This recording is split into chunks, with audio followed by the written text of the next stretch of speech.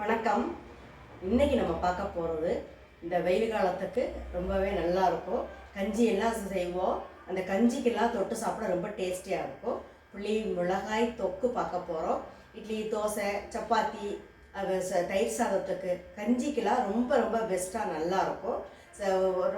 ஒரு வாரம் கூட கெட்டு போகாது. ரொம்ப ஈஸியாக செஞ்சு ஒரு பாட்டில்லையோ ஒரு பீங்கான் ஜாடியிலையோ வச்சுட்டா ரொம்ப நல்லாயிருக்கும். வாங்க பாருங்கள். பார்க்குற பொழுதே எவ்வளோ நல்லா இருக்குது. இது வச்சு நல்லா 2-3 நாளைக்கு ஒரு வாரத்துக்கு கூட நல்லாயிருக்கும்.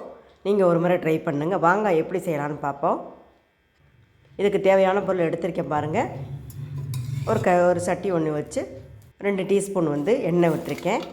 முதல்ல இந்த வெள்ளை பூண்டை போட்டுக்கலாம். லைட்டாக லேசாக செவக்கட்டும். இப்போ காஷ்மீரி மிளகாய் எடுத்து போட்டிருக்கேன். 10 மிளகாய் புளியும் போட்டேன். காரம் ரொம்ப இருக்காது. இது காரத்துக்காக ஒரு 3 மிளகாய் போட்டிருக்கேன்.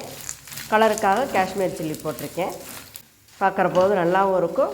இந்த மிளகாய் தொக்கு நல்லாயிருக்கும்.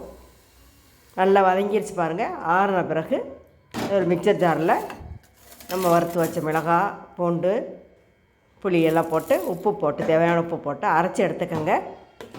பாருங்கள், இப்போ கொஞ்சம் விதையெல்லாம் இருக்கும். காட்டம்னா தண்ணி ஊற்றி நல்லா அரைச்சி இந்த மாதிரி விழுது கலர்ஃபுல்லாக பாருங்கள், சூப்பராக இருக்குது.